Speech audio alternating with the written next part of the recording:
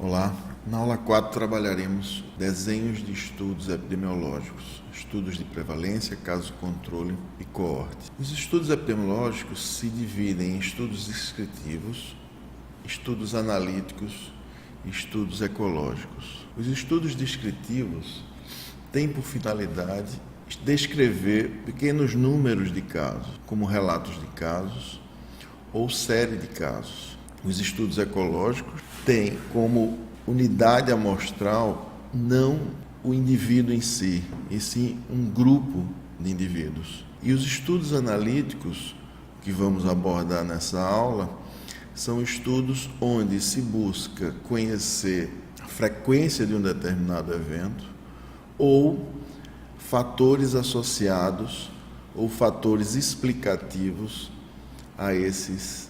a ocorrência desses eventos. Dentro desses estudos analíticos, temos os estudos transversais, os estudos de caso-controle, os estudos de coorte e os ensaios clínicos. Os estudos transversais são estudos descritivos que se caracterizam pela observação direta de determinada amostra de indivíduos em uma única oportunidade. Ou seja, são estudos onde há uma observação da ocorrência de um evento ou de uma associação desse evento com fatores ou com um fator explicativo em um determinado momento do tempo. Por isso, eles produzem retratos instantâneos da situação epidemiológica de uma população.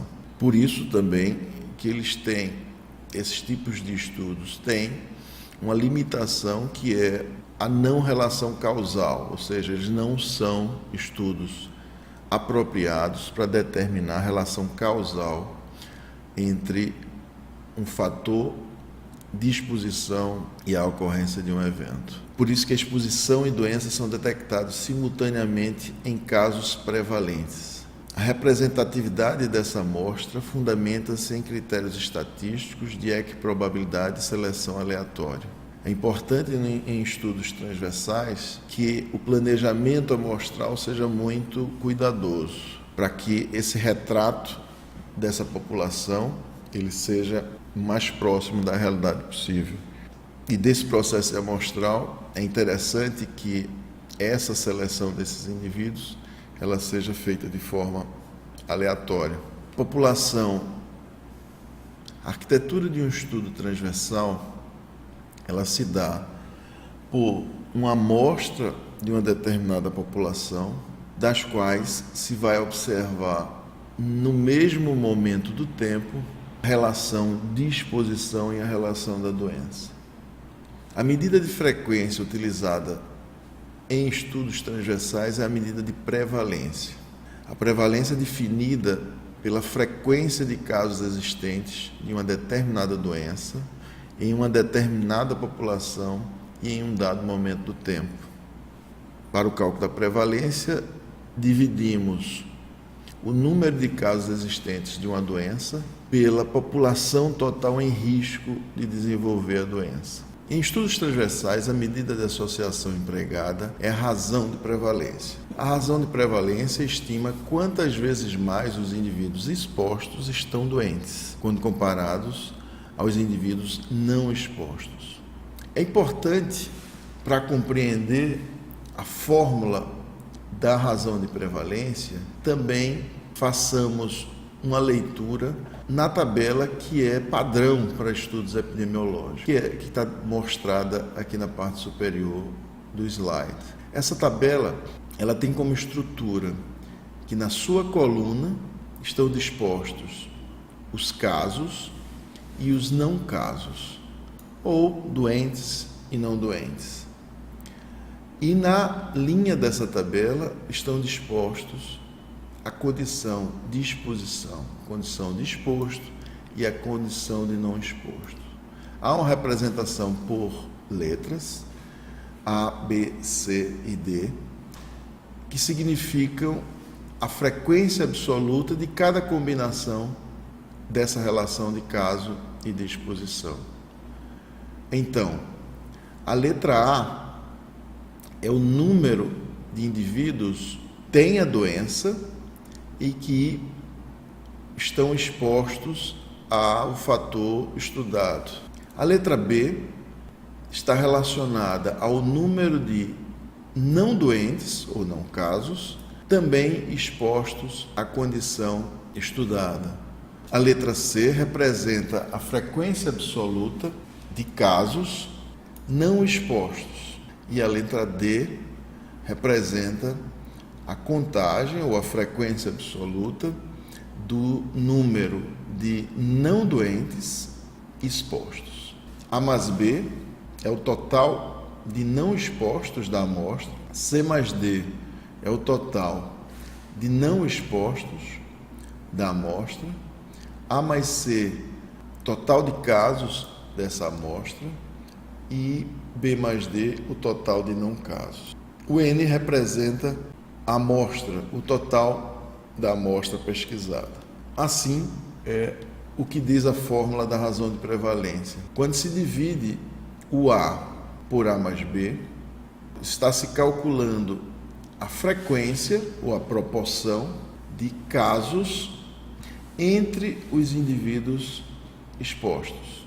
E C dividido por C mais D representa a proporção do número de casos, a proporção de casos em relação aos indivíduos não expostos. Ou seja, a razão de prevalência é uma relação entre a proporção de casos entre expostos e entre não expostos. Assim, esses valores de razão de prevalência, eles podem assumir valores maiores do que 1. Quando assumidos valores maiores que 1, representa que há uma maior frequência da doença entre expostos quando comparado à frequência da doença entre não expostos. Por exemplo, se você tem uma proporção de 4% de casos entre expostos e uma proporção de 2% de casos entre não expostos, a razão de prevalência seria calculada dividindo 4 por 2, que é igual a 2, ou seja, chegaríamos à conclusão de que a proporção ou a prevalência da doença entre expostos são duas vezes maior do que comparado à prevalência de casos entre não expostos. Porém, a razão de prevalência pode assumir valores menores do que 1. Menor do que 1. Quando isso ocorre, a interpretação é que há uma menor frequência da doença entre expostos quando comparado ao grupo não exposto. Ou seja, há um fator, repetindo, quando a razão de prevalência assume valores abaixo de 1, isso significa que a frequência da doença entre expostos é menor do que a frequência de doença entre não expostos. Essa razão de prevalência é igual a 1, significa dizer que não há diferença na frequência da doença entre expostos e não expostos. Quais as vantagens e desvantagens de estudos transversais? A vantagem de estudos transversais são estudos de baixo custo, tem um alto potencial descritivo, onde subsidia planejamento em saúde, dá uma resposta rápida a uma hipótese de associação entre exposição e evento, e é simples analiticamente de ser analisado. As desvantagens dos estudos epidemiológicos é que eles são vulneráveis a vieses, principalmente os vieses de seleção, e tem baixo poder analítico, ou seja, por ele ou através dele não se tem como desvantagem. Esses estudos são vulneráveis a vieses, principalmente os vieses de seleção, e tem baixo poder analítico, pelo fato de não poder estimar risco, e sim poder, como desvantagem, esses estudos são como desvantagem, esses estudos são vulneráveis a vieses, principalmente viés de seleção, assim como tem baixo poder analítico. Então, a análise dos estudos de prevalência, apesar de não permitir estabelecer relações de causalidade, são eficazes na demonstração da associação entre causa e efeito. Como exemplo, selecionei aqui um estudo do Inquérito Nacional das Hepatites Virais. Esse estudo foi desenvolvido entre 2004 e 2005. Foi um estudo de uma demanda do Ministério da Saúde em conhecer qual a prevalência das hepatites virais A, B e C nas capitais brasileiras. Então, um estudo que teve como objetivo estimar a prevalência das hepatites A, B e C no Brasil e nas 5 regiões do país e Distrito Federal. Nesse estudo foram selecionados uma amostra de 1.937 indivíduos com idade entre 5 e 19 anos, sendo esses testados pelo anti-RAV. Então, essa amostra foi representativa da população brasileira na faixa etária de 5 a 19 anos, residentes nas capitais das 5 regiões do país e Distrito Federal. Desses 1.937 indivíduos, 923 foram positivos para o anti-RAV, ou seja, uma prevalência de 47,7%. Faixa etária e regiões, as prevalências estão dispostas na tabela abaixo. Na região Nordeste, a prevalência de hepatite A na faixa etária de 5 a 9 anos foi de 41,4%, com intervalo de confiança de 34,4% a 48,6%. No Centro-Oeste, nessa mesma faixa etária, como exemplo de estudos transversais, o artigo Análise multinível de hepatite A, de infecção por hepatite A em crianças e adolescentes, um inquérito domiciliar, realizado no Nordeste, Centro-Oeste e na capital federal, no Distrito Federal. Esse estudo ele coletou 1.937 indivíduos com idade entre 5 e 19 anos. Desses 1.937 indivíduos, 923 foram positivos pelo anti-RAV. A prevalência estimada foi de 47,7%. Por faixa etária e regiões, as prevalências foram no Nordeste, prevalência na faixa etária de 5 a 9 anos foi de 41,4%, intervalo de confiança de 34,4% a 48,6%. Na região Centro-Oeste, a prevalência foi um pouco menor, de 32,3%, com intervalo de confiança de 25,6% a 39,1%. E no Distrito Federal, a prevalência foi de 33,8%. Na faixa etária de 10 a 19 anos, a prevalência no Nordeste foi de 57,4%, no Centro-Oeste 56% e no Distrito Federal 65,1%.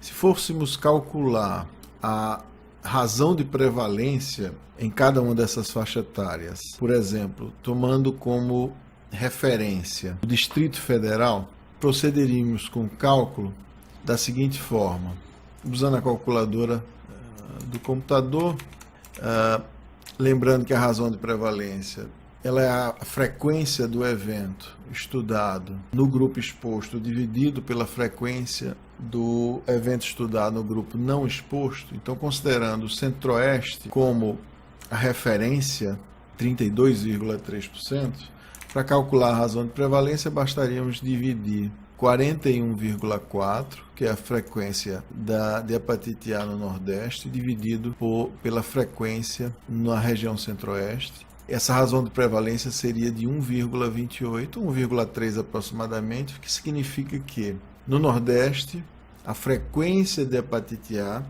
é 1,3 vezes maior do que a frequência de hepatite A no Centro-Oeste. E quando comparado essa frequência em relação ao Distrito Federal, tomando como referência o Centro-Oeste, bastaríamos dividir a frequência no Distrito Federal, que foi 33,8%, dividido por 32,3%, que foi a frequência no Centro-Oeste. Então, a razão de prevalência seria de 1,04%. Ou poderíamos afirmar que no Distrito Federal a frequência de hepatite A é 1,04 vezes maior do que a Centro-Oeste, ou, em termos percentuais, a frequência de hepatite A é 4% maior, aproximadamente 5% maior no Distrito Federal que na região Centro-Oeste.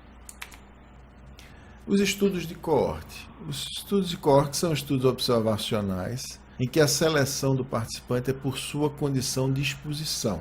Esses indivíduos são monitorados ao longo do tempo e esses estudos são classificados em prospectivo ou retrospectivo. Os estudos prospectivos, também chamados de concorrentes, eles partem da observação da exposição até a ocorrência do evento ou até o final do período de observação, de forma prospectiva. Os estudos retrospectivos são aqueles que tanto a exposição quanto o desfecho já ocorreram antes do início do estudo. Ou seja, a relação de ser um estudo prospectivo ou retrospectivo depende da posição do observador ou a posição do pesquisador. Se o pesquisador começa o seu estudo observando indivíduos dos quais tanto a exposição quanto o evento já ocorreram, ele caracteriza como um estudo de coorte retrospectivo. Essa é a arquitetura do estudo de coorte. Parte-se de uma amostra da população de indivíduos expostos e não expostos. Esses indivíduos são acompanhados ao longo do tempo e ao longo do tempo se observa a ocorrência da doença, tanto no grupo exposto quanto no grupo não exposto. A medida de frequência de um estudo de coorte é a incidência. A incidência trata-se da frequência de casos novos de uma determinada doença num determinado período de tempo, oriundos de uma população sob risco de adoecimento no início da observação. Então, a incidência ela é calculada pelo número de casos novos de uma doença dividido pela população total em risco de desenvolver a doença. Nos estudos de coorte, trabalhamos com duas medidas de incidência. Uma é a incidência cumulativa, onde se mede o risco da ocorrência do evento, que é definida pela proporção de pessoas que se tornam doentes durante um período específico de tempo. A medida de incidência estima o risco ou estima a probabilidade de um indivíduo livre de doença desenvolver uma determinada doença em um período específico de tempo, condicionado ao fato de não vir a morrer de uma outra patologia.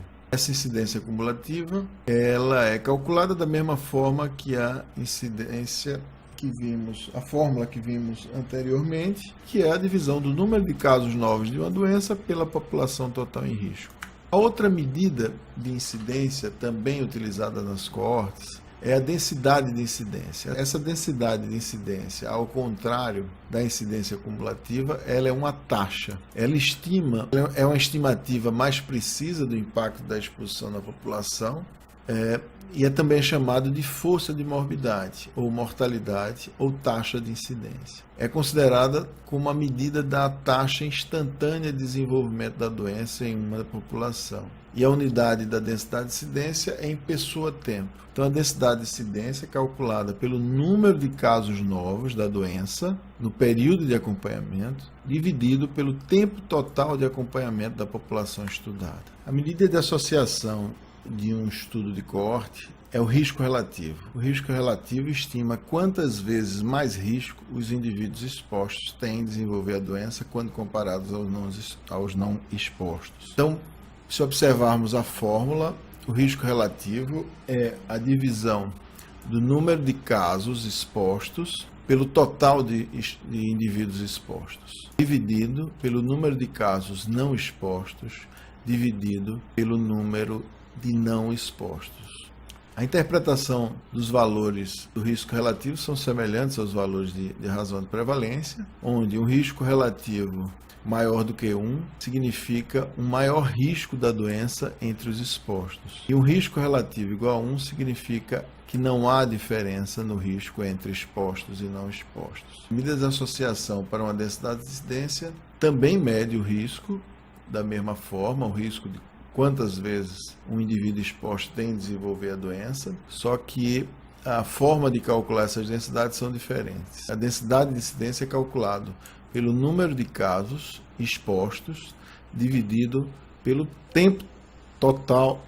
Então, o risco relativo é calculado dividindo o número de casos expostos dividido pelo tempo de exposição, tempo total de exposição do grupo exposto, dividido pela densidade de incidência entre não expostos, que é calculada pelo número de casos da doença entre não expostos, dividido pelo tempo de exposição dos não expostos. As vantagens de um estudo de coorte, que ela produz medidas diretas de risco, tem um alto poder analítico, pela simplicidade do desenho e facilidade de análise. E as desvantagens que são estudos que são vulneráveis a perdas. As perdas de segmento são muito comuns em estudos de coorte. É inadequado para doenças raras e tem um alto custo. Como exemplo, é um estudo que teve como objetivo analisar os fatores associados ao sucesso do tratamento para tuberculose em pessoas que vivem com HIV, AIDS.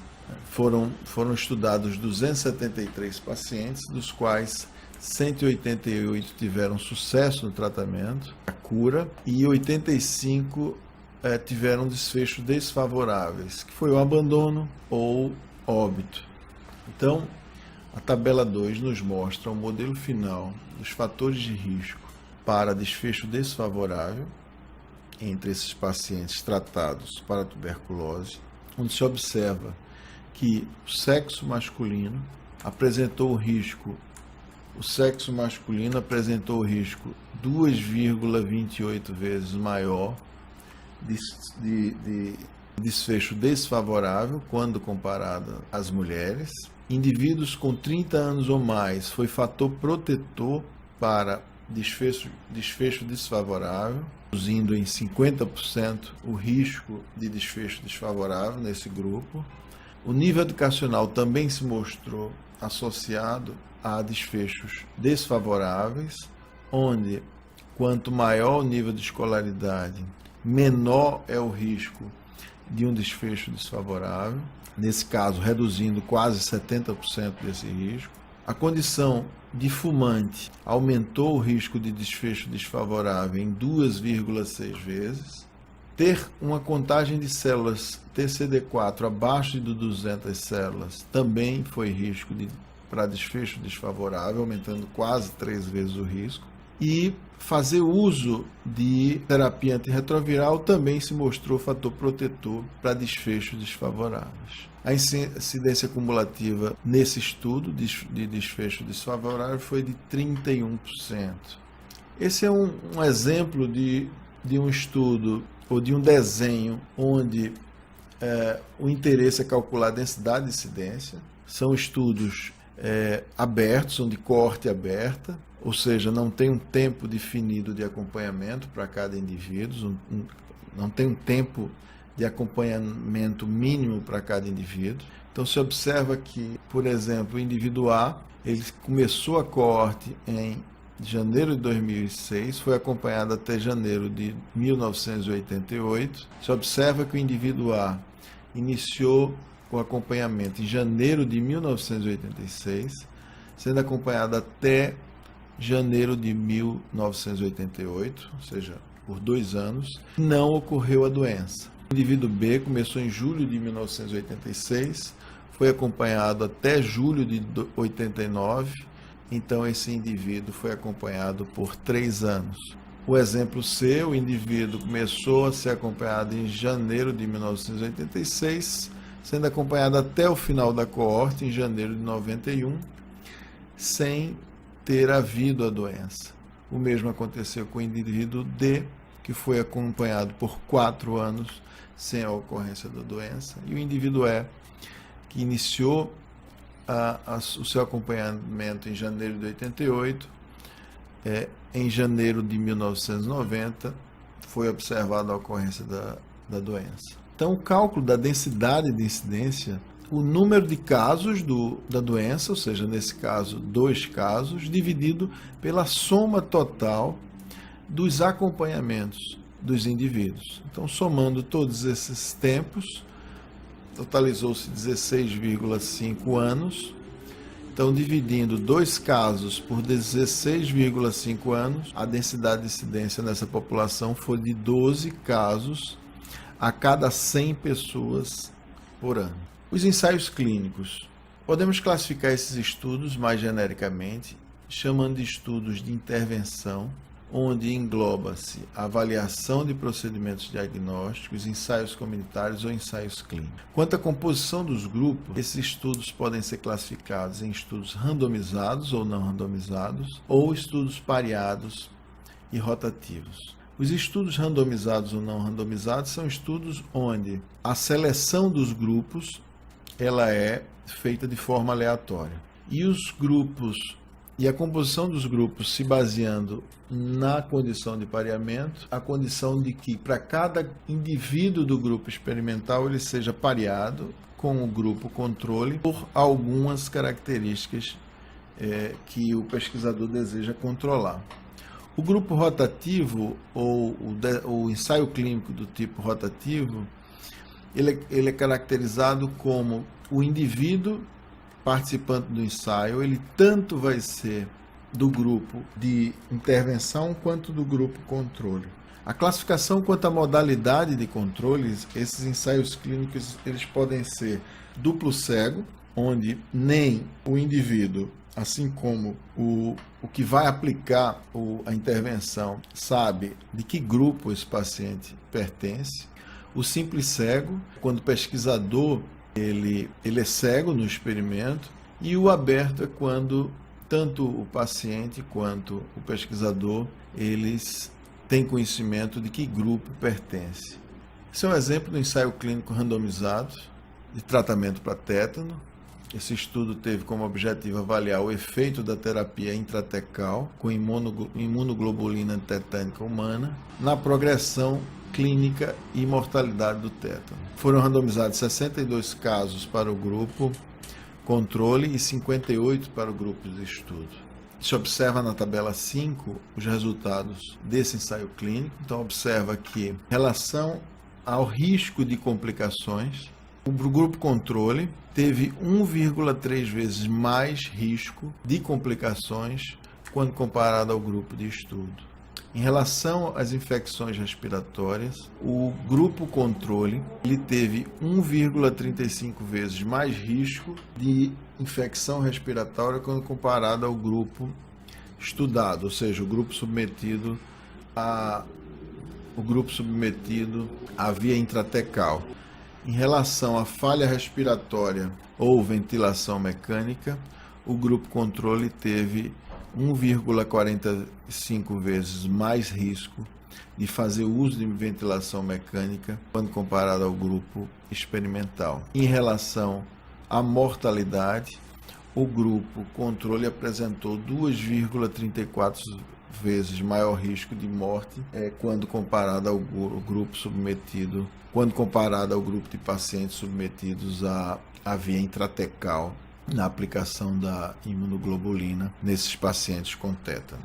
Os estudos de caso controle. Os estudos de caso controle surgem como uma solução diante do fato de que o estudo de coorte tem algumas desvantagens, que é a inviabilidade financeira de um acompanhamento longo, a impossibilidade desse acompanhamento e pela baixa frequência do evento. Então, o estudo de caso controle é um estudo próprio para associação com doenças raras. Os estudos de caso controle têm 2 subtipos, um quanto à seleção dos grupos, que podem ser pareados ou não pareados, e quanto à origem dos casos, que podem ser estudos de casos prevalentes, assim como estudos de casos incidentes. Os estudos pareados, eles são muito semelhantes à definição do pareamento de estudos de coorte, né? Porém, o pareamento é entre os casos, ou seja, você montar um experimento onde os casos têm algumas características semelhantes ao grupo controle. Geralmente essas características são as que você deseja controlar no seu experimento, as que podem ser fator de confusão para o seu experimento. E quanto à origem dos casos, um caso controle de estudos de casos prevalentes são aqueles onde o caso já existe, você faz uma seleção desses casos já existentes e compara com controles. Os casos incidentes são aqueles dos quais você observa a ocorrência do evento e forma o grupo caso, sendo comparado com um grupo controle. Então, a arquitetura de um estudo de caso-controle, ela parte da formação de dois grupos, o grupo de indivíduos doentes e indivíduos não doentes, e a exposição ela é observada de forma retrospectiva, onde retrospectivamente são observados se esses grupos de doentes, qual é a frequência do grupo exposto nesse grupo de doentes e qual é a frequência da exposição no grupo não doente. Os estudos caso-controle são selecionados com base no seu status de doença e não com o status de exposição. Consequentemente, as fórmulas para o cálculo dos riscos relativos nesses estudos de coorte não servem, não podem ser aplicadas. Então, nos estudos de caso-controle também não é possível calcular a incidência de doença, porque não conhecemos o número de expostos, assim como o risco relativo pode ser calculado pela razão das odds de exposição entre casos e controles. Então, é um estudo que a sua medida de associação consiste no cálculo da chance de exposição entre os casos em comparação com a chance de exposição entre os controles. Então, a medida de associação para um estudo de coorte é a odds ratio, também chamada de a razão dos produtos cruzados, e essa medida de associação ela estima quantas vezes mais chance os indivíduos expostos têm em desenvolver a doença quando comparados aos não expostos. Então, ela é chamada de razão dos produtos cruzados, que a odds ratio é a multiplicação do número de casos expostos vezes o número de não casos não expostos, dividido pelo número de não casos expostos multiplicado pelo número de casos não expostos. A interpretação da odds ratio é semelhante às medidas de associação da razão de prevalência e do risco relativo. A única diferença é que, ao invés de você inferir sobre risco, você está inferindo sobre chance. Então, a interpretação é o indivíduo, quantas vezes o indivíduo exposto tem mais chance de desenvolver a doença quando comparado ao grupo não exposto. As vantagens e desvantagens do grupo do caso controle é um estudo tem como vantagem baixo custo relativo, um alto potencial analítico e adequado para estudar doenças raras. A desvantagem é que não produz medidas diretas de risco e também são vulneráveis a inúmeros vieses, principalmente os vieses de memória, os vieses de seleção, por exemplo, por critério diagnóstico. Como exemplo, o estudo de associação da infecção pelo vírus Zika e microcefalia. Foi um estudo realizado em 2017, onde se observou como caso foram selecionados 91 casos de microcefalia e esses casos foram pareados a 173 controles. Esse pareamento foi pela unidade de saúde e pelo dia do parto. Para cada caso nascido em um determinado dia, foram selecionados 2 controles com até 48 horas da mesma unidade de saúde. Aqui são os resultados desse caso controle. Então, se observa uma forte associação da infecção pelo vírus da Zika em relação ao desenvolvimento de microcefalia. Então, se observa que esse risco foi de 87 vezes maior, tendo um risco mínimo, ou tendo a razão de chance mínima de quase 16 vezes. Então, se observou que dos 91 casos, de microcefalia, 32 deles, a mãe, 32 deles, infecção pelo Zika vírus, um percentual de 35%. Enquanto nos 173 controles não houve nenhum caso de infecção pelo vírus Zika. Então, é importante, para finalizar essa aula, que vocês leiam esses artigos com maior profundidade. São artigos que tiveram um cuidado muito grande na formação dos grupos de comparação e na análise de dados.